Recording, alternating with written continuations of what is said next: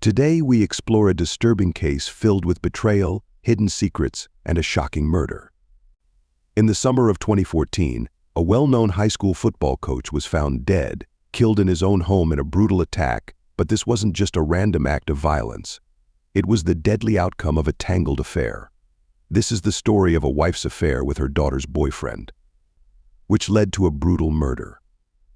Jerry Holt, 45, was a respected high school football coach in Dauphin, Alabama. Known for his charismatic presence on and off the field, he earned the admiration of his players, colleagues, and the community. Jerry was deeply passionate about sports and dedicated himself to guiding young athletes towards success. Jerry lived with his wife, Michelle Holt, and their 18-year-old daughter, Allison, in a modest suburban home. Despite his public admiration, Jerry's personal life was far from perfect. His marriage to Michelle had been strained for years, with tension building behind closed doors. Jerry and Michelle had married young, full of hope for their future together. But over time, Jerry's controlling side began to emerge. While he maintained the image of a caring coach in public, at home, he was often demanding and overbearing, which created ongoing tension in their relationship. Jerry's need for control extended beyond just daily routines. He micromanaged nearly every aspect of their lives, including their intimacy. He kept a close eye on Michelle's spending, frequently criticizing her for what he considered unnecessary purchases. His grip on the family's finances left Michelle feeling trapped and powerless, fueling her frustration and widening the emotional gap between them. Michelle, a successful real estate agent, was admired for her beauty and charm, often seen as the epitome of a Southern belle. But beneath her cheerful facade, she felt suffocated in her loveless marriage. Jerry's controlling nature extended to her work, where he disapproved of her long hours and frequently insisted she check in with him throughout the day. This constant pressure left Michelle feeling even more isolated and resentful. Michelle felt trapped. She couldn't make decisions on her own, whether it was about her work or even how she spent her free time. Jerry's constant need to control every aspect of their lives wore her down, leaving her feeling powerless and frustrated as the years went on. Jerry's strict rules extended to their daughter, Allison, particularly when it came to her relationship with her boyfriend, Cameron Davis. He saw Cameron as lazy and not worthy of his daughter, constantly criticizing him. This led to long lectures where Jerry told Allison who she should associate with and how to behave. Their disagreements often turned into heated arguments, creating a tense atmosphere at home. Behind closed doors, Jerry's controlling nature also affected Michelle's social life. He became jealous whenever she spent time with friends or family, often accusing her of infidelity without any evidence. Those who knew the family sensed Jerry's unhappiness and speculated that he might be unfaithful himself, but no solid proof ever emerged. By June 2014, the atmosphere in their home had become increasingly tense, and Michelle felt more isolated from Jerry than ever. Little did anyone know that a tragedy was looming just around the corner. On the afternoon of June 21, 2014, Jerry Holt's body was found. It was around 3:15 p.m. when Michelle Holt returned home after showing a property to a potential buyer. The heat and humidity typical of Alabama in late June hung heavily in the air. As she pulled into the driveway, she noticed the garage door ajar, a peculiar sight, since Jerry always kept it closed. Michelle stepped into the garage and was met with a horrific sight. Her husband, Jerry, lay motionless in a pool of blood against the back wall, surrounded by scattered boxes and sports gear. His head bore severe wounds, and the scene was utterly chilling.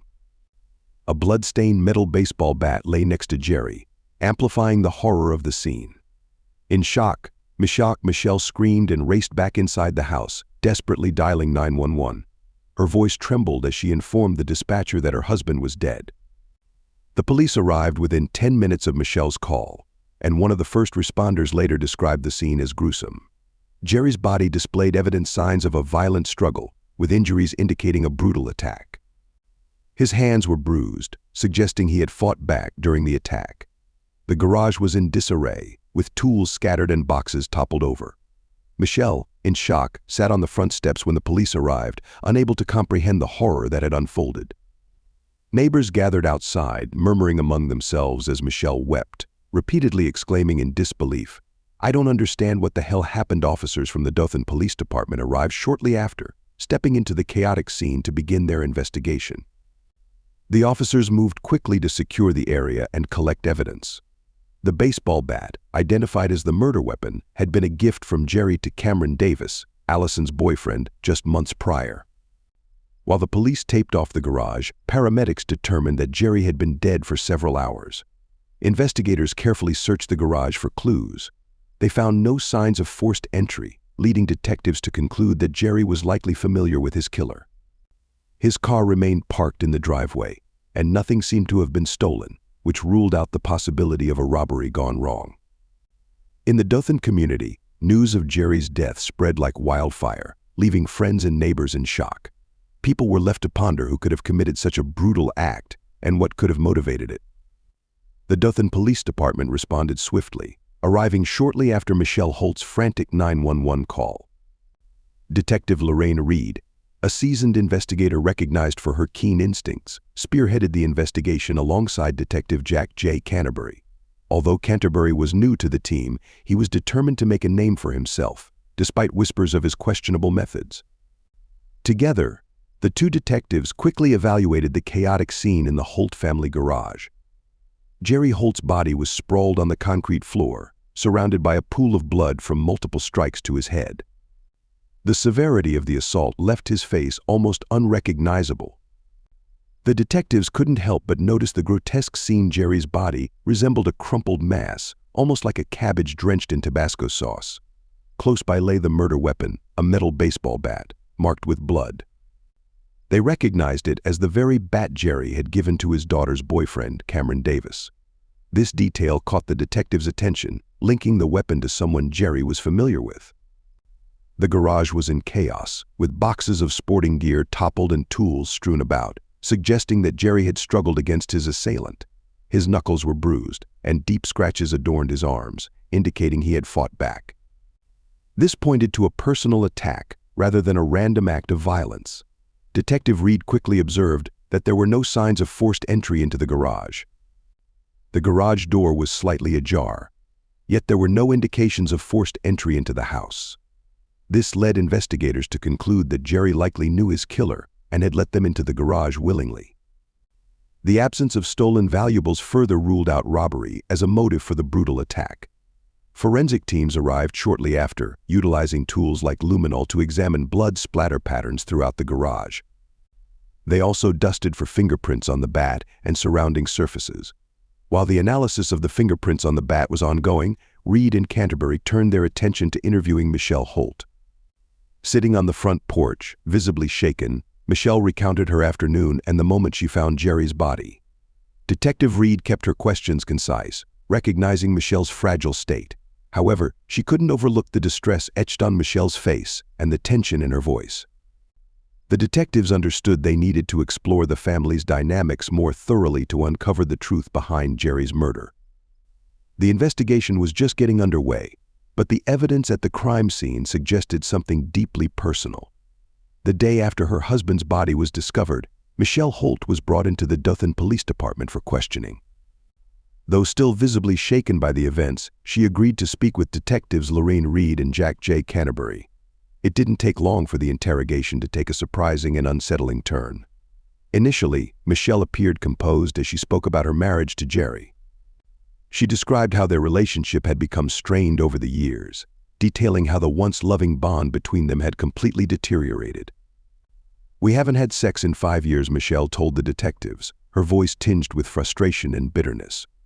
She explained that their marriage had devolved into more of a business partnership, with her feeling like an employee rather than a loving partner. Jerry, she claimed, was controlling and emotionally distant, which had only deepened her feelings of isolation. He had become so absorbed in his career as a high school football coach that he neglected her emotional and physical needs. It was like living with a boss, not a husband, Michelle explained. She recounted how she felt trapped in a loveless, sexless marriage, leading her to feel increasingly lonely and unappreciated. It was then that Michelle dropped a bombshell that made both detectives sit up straight. She revealed that she had been having an affair with Cameron Davis, her daughter's 19-year-old boyfriend. The detectives were taken aback by this revelation. The revelation was shocking enough, but what followed was even more disturbing. Michelle began to graphically describe her relationship with Cameron, making the detectives visibly uncomfortable. Detective Canterbury shifted in his seat as Michelle detailed how the affair had started several months earlier when Cameron confided in her about his problems at home. She spoke of moments that blurred the lines between comfort and attraction, emphasizing the emotional connection that had developed between them. She recounted that one night, after sharing a few glasses of wine, their relationship took a sexual turn. Michelle explained that Cameron made her feel alive again in a way Jerry hadn't in years. "I felt wanted, attractive," she admitted. "It was like I was still someone worth believing," in the emotional weight of her words hung in the air, highlighting the deep void she had felt in her marriage. She detailed how the affair had escalated, revealing that she often met Cameron in secret at local motels just outside Dauphin. As she spoke, it was as if she forgot that she was recounting this to police officers investigating her husband's murder. Her demeanor shifted from sorrow to something almost prideful as she described the sexual acts she had engaged in with Cameron, leaving the detectives visibly uncomfortable. Reed and Canterbury exchanged uneasy glances, recognizing that Michelle's admissions were crucial to the investigation. Her emotions swung between guilt and defiance. But one thing was clear: her affair was not just a fleeting indiscretion, it was a significant piece of the puzzle in Jerry Holt's murder. The detectives then shifted their focus to Allison Holt, Jerry and Michelle's 18-year-old daughter, hoping she could provide further insight into the family dynamics and any potential motives. Allison had always been seen as a rebellious teenager, frequently clashing with her strict father. Her close-knit group of friends at Dauphin Christian Academy characterized her as outspoken and fiercely independent. For over a year, she had been dating Cameron Davis, a 19-year-old star athlete. To many, they appeared to be the quintessential high school couple, even exchanging promise rings in a ceremony organized by the school's chastity brigade. However, beneath this seemingly perfect facade, tensions brewed, especially regarding her father's disapproval of Cameron. However, what Allison revealed during her interrogation would further shock investigators and expose the deep-seated secrets within the family. In early June 2014, Allison returned home earlier than anticipated from her part-time job at a local Jamba Juice. As she entered the kitchen, she called out to her mom, expecting a typical evening at home. There was no response. When Allison opened the door to the walk-in pantry to grab a snack, she stumbled upon a shocking scene that would haunt her forever. Her mother, Michelle, and her boyfriend, Cameron, were entwined together, completely naked and engaged in an intimate act, right in the middle of the home she had grown up in. Allison froze, her mind racing as she processed the shocking scene before her. Her mother and Cameron scrambled to cover themselves, but it was too late. The image was burned into her memory. The betrayal left Allison feeling utterly devastated, torn between anger and heartbreak. In the days that followed, Allison was engulfed by a whirlwind of emotions: betrayal, anger, and humiliation. She felt shattered, unable to fathom how her own mother, whom she had always trusted and admired, could engage in such a betrayal. The shock of Cameron, the boy she had envisioned sharing her first love with, added another layer of pain to her already broken heart. The betrayal from both her mother and boyfriend cut deep, leaving Allison feeling like she was caught in a whirlwind of confusion and hurt. Her emotions morphed into a fierce rage, and she confided in her friends at school about her struggle to face either of them again. To cope, she began to distance herself from home altogether, seeking refuge elsewhere as she navigated the fallout from the shocking revelation. During her interview with detectives Reed and Canterbury, Allison struggled to contain her tears as she recalled the moment she discovered her mother and Cameron together in the pantry. I couldn't believe it," she said, her voice trembling. "It felt like my whole world came crashing down in that instant." Allison's emotions were palpable. She was furious at both her mother and Cameron for shattering what remained of her family.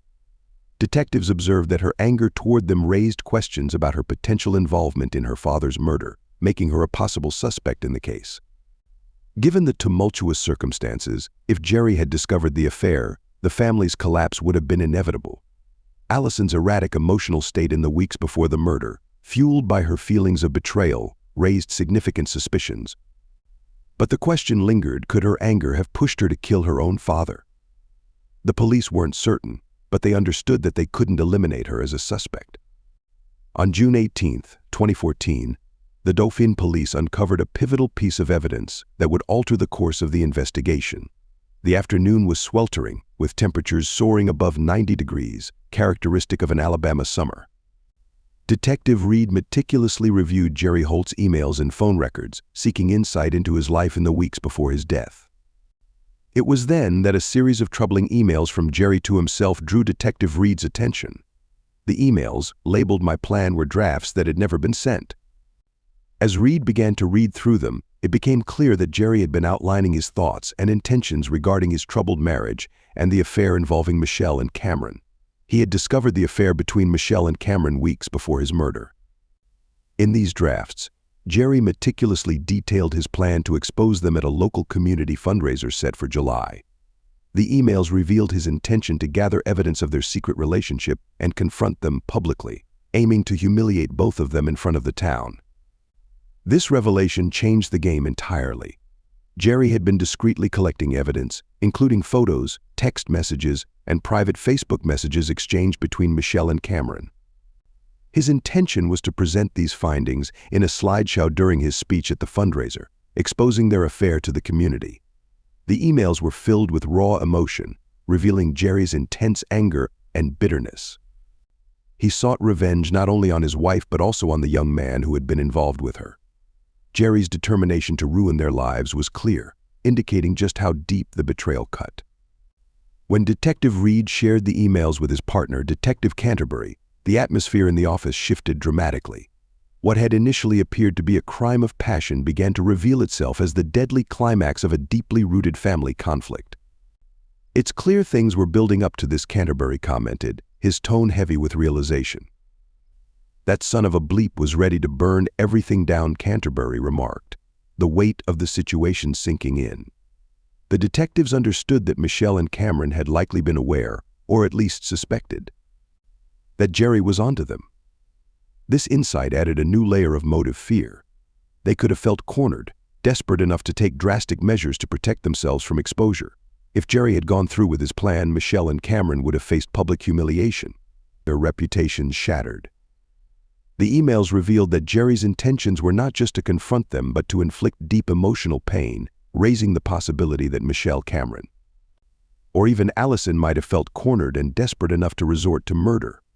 This chilling discovery of Jerry's revenge plot forced the detectives to reevaluate their entire understanding of the case. Now they had to consider how far someone would go to stop Jerry from revealing the affair. Michelle Holt's affair with her daughter's boyfriend, Cameron Davis, didn't happen overnight. It began with small moments until it spiraled into full-blown sex. Cameron, a 19-year-old star athlete at Dauphine Christian Academy, was known for his good looks and charisma, but he had a distinct reputation. He was very interested in sex. His friends often joked that he was hornier than a rhinoceros, and Michelle, at 43, recognized how to take advantage of that. In early April 2014, Michelle and Cameron found themselves alone at the Holt family home. With Jerry at work and Allison out with friends, Michelle seized the opportunity. She offered Cameron a drink and, as the conversation flowed, began undressing in front of him while discussing her sexless marriage. It was a moment that blurred the lines of trust and morality, setting off a chain of events that would change their lives forever. She played the stereotypical role of the lonely, neglected wife, pouring out her heart about how Jerry hadn't touched her in 5 years. Cameron, initially taken aback by the intimate revelation, felt flattered by her attention and the seductive atmosphere she created. The combination of her vulnerability and allure drew him in, making it all too easy for him to disregard the boundaries of their relationships. Before long, Michelle leaned in and initiated sex. That first kiss ignited a passionate affair that spiraled out of control, leading to dozens of secret meetings for sex. The relationship developed quickly, fueled by their shared secrecy and the thrill of the taboo. Michelle felt alive again, and Cameron reveled in the attention and experience of being with an older woman.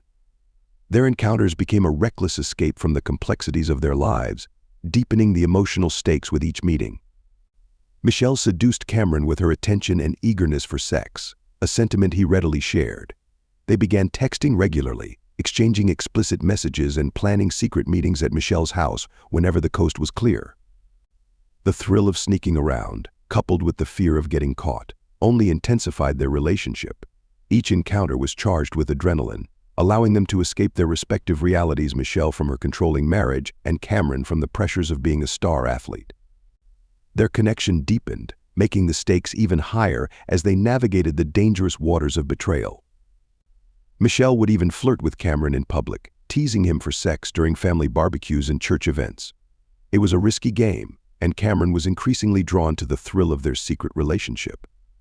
However, everything changed in June when Jerry Holt confronted Cameron. In a tense encounter, Jerry pulled Cameron aside, expressing his disapproval of their relationship and warning him to stay away from his wife. Jerry's fury was palpable, and Cameron felt the weight of his threats. This confrontation added an ominous shadow over their affair, heightening the stakes for both Michelle and Cameron. The fear of exposure loomed large, pushing them further into a corner and deepening their desperation. Police learned during Cameron's interrogation that Jerry had discovered the affair weeks earlier and had been quietly gathering evidence. He knew about the texts and the late-night visits. On June 12th, Jerry cornered Cameron in the garage and directly asked, "Are you bleeping my wife?" The question caught Cameron off guard, leaving him momentarily speechless. Cameron stammered, trying to deny it, but Jerry's piercing gaze made it clear that he already had enough proof. Jerry's anger was palpable, and the atmosphere was thick with tension. Fearing for his reputation and relationship with Allison, Cameron felt a wave of panic. He knew that if Jerry exposed their affair, it would not only ruin his relationship with Allison, but could also lead to severe consequences for Michelle. In that moment, Cameron understood the depths of the trouble they were in, and he felt the noose tightening around him and Michelle. He stammered, denying it, but Jerry wasn't buying it. He had proof and laid it out, showing Cameron the damning messages. Cameron was terrified, his heart racing as he realized the gravity of the situation. Jerry's fury was evident, and he made it clear that he wouldn't hesitate to expose the affair to everyone in their lives, especially to Allison.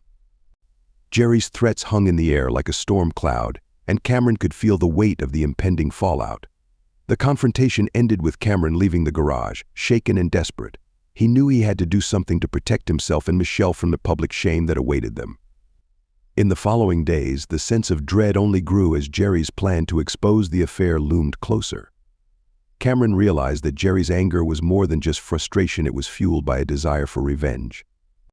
Jerry threatened to reveal the affair at an upcoming community fundraiser, which could ruin Cameron's reputation and jeopardize his chances of getting a college sports scholarship.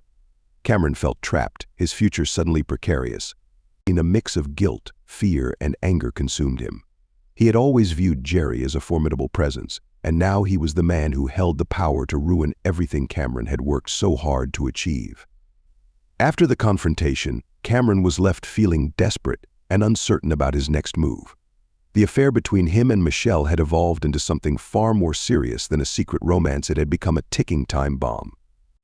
On the evening of June 20th, 2014, the escalating tension reached a breaking point. In the family's garage, a space Jerry often used to unwind after a long day, Michelle Holt finally lost her composure. This time, Jerry wasn't unwinding. He was seething with anger. He had just confronted Michelle about her affair with Cameron Davis, their daughter's 19-year-old boyfriend. He threatened to reveal her affair at an upcoming community event, a decision that would ruin her reputation and jeopardize Cameron's future. In a fit of rage and panic, Michelle seized a metal baseball bat from the corner of the garage, the very bat Jerry had given to Cameron as a gift months earlier. Fueled by anger, she swung the bat at Jerry's head. The initial blow stunned him, but Michelle didn't relent. She continued to strike him, swinging the bat over and over until he finally collapsed onto the floor. Blood splattered across the garage as Jerry's lifeless body slumped next to his workbench. In a panic, Michelle realized the gravity of her actions and quickly began to stage the scene to resemble a botched robbery. She scattered tools and knocked over boxes, trying to create the illusion that an intruder had attacked her husband. She overturned shelves, scattered tools, and even took a few small valuables, including Jerry's watch and a laptop, to make her story more believable. Michelle hoped that when the police arrived, they would see the chaotic scene and conclude that an intruder had killed Jerry during a robbery gone wrong. When the police arrived, they initially viewed the scene as a potential burglary gone wrong. However, something felt off to the detectives. Despite the disorder in the garage, there were no signs of forced entry, and the items that had been taken appeared to be random and insignificant. The brutality of the attack hinted at a more personal motive behind the violence. Jerry had been beaten with a level of rage that didn't align with a typical burglary. As detectives questioned Michelle, their suspicions grew. Her demeanor was unsettling, cold and detached, even as she recounted her husband's brutal death. It was as if she was trying too hard to distance herself from the crime. Michelle's story began to fall apart under closer scrutiny. The missing items seemed like a poorly executed cover-up. Investigators uncovered damning emails and texts from Jerry, revealing that he had discovered the affair and planned to publicly expose Michelle and Cameron. The evidence created a clear motive: Michelle's fear of public humiliation and the destruction of Cameron's future. It wasn't just about the affair anymore, it was about stopping Jerry before he could ruin them both. Michelle's arrest on July 2nd, 2014, marked the end of her charade. Despite her outward calm, her trembling hands betrayed the weight of the moment. The evidence against her was overwhelming, and police had no doubt about her motive. Jerry's murder was not a random act of violence, but a calculated effort to silence him before he could destroy her life and Cameron's future. Though Michelle remained outwardly composed during her arrest, her lack of remorse was chilling. It was as if she had accepted her fate but had no regrets for what she had done. Meanwhile, Jerry's family was heartbroken by his loss, but they found some comfort knowing that justice was finally being served. The tragedy had torn the family apart, but at least the truth was now out in the open.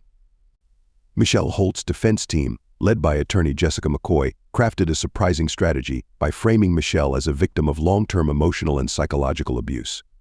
McCoy argued that Jerry had been an overbearing, controlling figure, asserting dominance over Michelle's life for years. According to the defense, Jerry's control extended to every aspect of her existence: finances, social life, and even personal decisions. McCoy positioned Michelle as a desperate woman, driven to her breaking point by years of suppression, which ultimately led to the violent incident in the garage. The defense claimed Michelle's affair with Cameron was her way of escaping Jerry's oppressive control, portraying her as a woman trapped in a toxic marriage. They argued that the years of emotional neglect and manipulation had worn her down, pushing her to a breaking point. According to her legal team, Jerry's threats to expose the affair weren't just about the scandal but symbolized his final act of control, which would crush her chance at freedom. Michelle's actions, they insisted, were acts of desperation, not cold-blooded murder. Michelle's defense team tried to tap into the national conversations around women's rights and empowerment, hoping to gain sympathy for a woman trapped in a toxic marriage. However, Dauphin, Alabama, with its conservative values and emphasis on family and traditional gender roles, wasn't receptive to such feminist arguments. While some in the courtroom empathized with Michelle's situation, the broader community wasn't swayed by the defense's portrayal of her as a victim of systemic gender oppression. In this small town, her affair and the brutal murder overshadowed any claims of empowerment or desperation. District Attorney Robert Lang capitalized on the jury's conservative values, emphasizing Michelle Holt's affair with her daughter's boyfriend as a betrayal not only to her family but to their shared moral code. He framed the case as one of cold-blooded murder, driven by selfishness and lust, rather than an act of desperation. Lang presented the damning evidence: the emails, the planned public humiliation, and Michelle's attempt to stage the murder as a robbery. He argued that Michelle was motivated by fear of exposure, not by years of mistreatment. In the end, the jury struggled to see her as anything but guilty. Michelle Holt was found guilty of first-degree murder, and the courtroom was silent as the verdict was read. The jury had rejected her defense, seeing through the claims of desperation and focusing on the calculated nature of her crime. Michelle had not only killed her husband in a fit of rage, but had gone so far as to stage the scene to mislead investigators. As the gavel struck, sealing her fate, it was clear that the jury believed she had coldly planned Jerry's murder to cover up her affair and protect herself from public shame. When the verdict was read in court, Michelle barely reacted, her face betraying no emotion, just as it had during her arrest. However, those close to the case revealed that in private, Michelle had been deeply shaken by the trial's outcome. Despite her outward composure, the weight of a life sentence had hit her hard. Friends and family noticed that in the days leading up to the final verdict, Michelle seemed withdrawn, realizing the full extent of what she had lost. The failure of her feminist defense left Michelle feeling isolated and misunderstood, as if her story had been lost in the courtroom's judgment. When she was sentenced to life in prison without the possibility of parole, the gravity of her situation sank in. As the handcuffs clicked shut and she was escorted away, her once stoic facade finally cracked, revealing a glimpse of the turmoil beneath. For the first time, the weight of her choices and the irreversible consequences began to settle in, leaving her to grapple with the reality of her life behind bars. For the first time during the trial, tears streamed down Michelle's face as the reality of her situation hit her life, as she knew it was irrevocably over. In the aftermath of her conviction for murdering Jerry, the lives of everyone involved took drastically different paths. Michelle was sentenced to life in prison without the possibility of parole, her dreams and hopes shattered by the brutal act she had committed. Meanwhile, her daughter Allison was left to navigate the fallout from her mother's actions, grappling with her own feelings of betrayal and loss as she tried to rebuild her life in a community forever marked by tragedy. While incarcerated, Michelle struggled to adjust to her new reality. The once vibrant mother and wife became a mere shadow of her former self, confined to a small cell in the Alabama Correctional Facility for women. Her attempts to appeal her conviction yielded little success, and she gradually came to terms with the harsh reality that she would spend the rest of her life behind bars.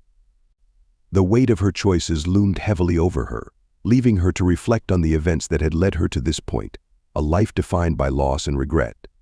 On the other hand, her daughter Allison, who had been deeply affected by the turmoil in her family, found a path to healing. After the shocking events, Allison's relationship with Cameron Davis, her mother's former lover, evolved into something genuine. Despite the painful memories, the pair discovered a shared sense of understanding and support, helping each other navigate the aftermath of their tumultuous past.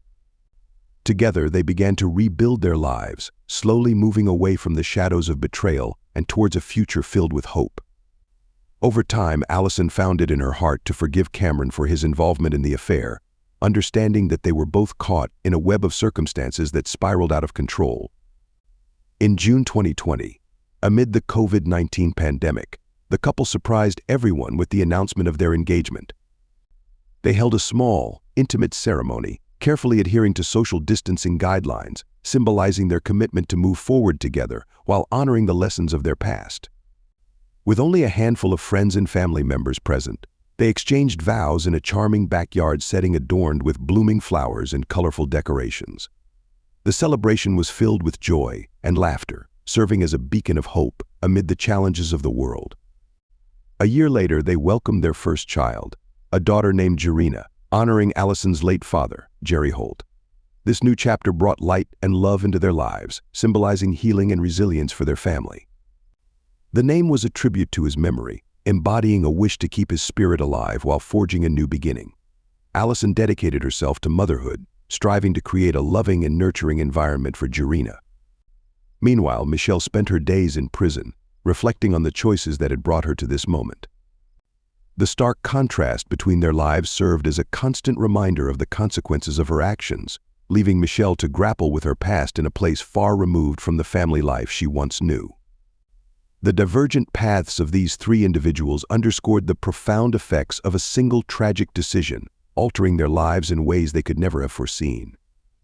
The story of Jerry Holt's life concludes here, a family shattered by deception, betrayal, and violence, leaving behind wounds that may never fully heal. The echoes of that fateful day linger on, a stark reminder of how quickly love can turn to hatred and how fragile the bonds of family can be.